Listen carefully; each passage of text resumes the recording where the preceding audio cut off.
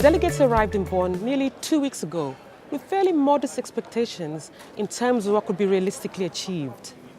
As a curtain comes down on this session, the general sentiment is that although progress was made, the pace was too slow.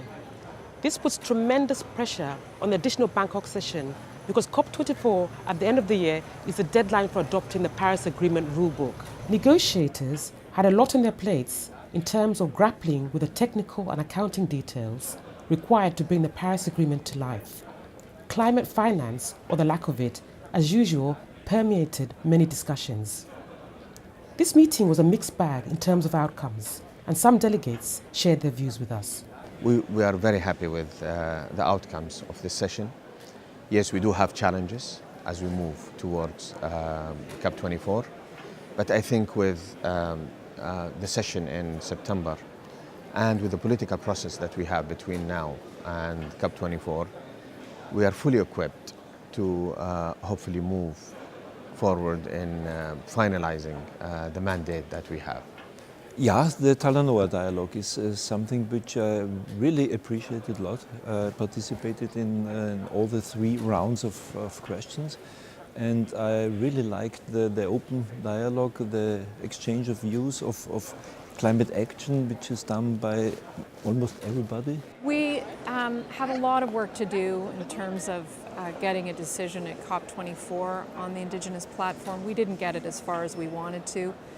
So we look forward to the next coming months in the lead up to COP to try to get us through some of those difficult issues we're dealing with. A key expectation for Bangkok is draft negotiating texts by the end of the meeting. In order to get there, countries will have to be on the same page. The question which we have to all agree upon is that we are not renegotiating the Paris Agreement. That should be clear to everyone. We are clarifying the Paris Agreement because we need to ensure that, and as we did, you may recall, when we adopted, for example, the Kyoto Protocol, we eventually adopted the Marrakesh Accords. This is what we are trying to do.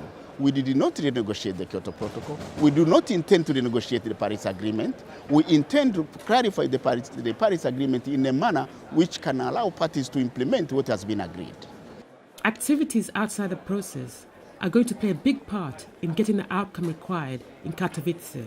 Before Bangkok, which takes place in August or September, we will see the Petersburg dialogue happen here in Germany, followed closely by the Ministerial on Climate Action, which is hosted jointly by Canada, China, and the EU. Of course, also in June, we will see Canada host the Leader Summit of the G7. And in that moment, that's for me really about leaders communicating to global business and investors that the direction of travel toward decarbonization of the global economy is well underway and that investments should be shifted accordingly. Looking ahead to COP24, many civil society representatives are concerned about potential access and logistical hurdles in Katowice. The recently passed anti-protest law in Poland has become a thorny issue for some. Ultimately, the end game has to be about moving forward in order to get a package deal down the line at COP24. Countries are still far apart on key issues relating to the Paris rulebook.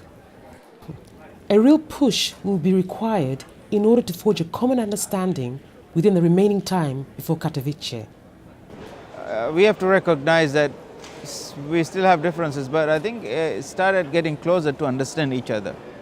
If I had to mention one issue that is the most important one, I would say the balance.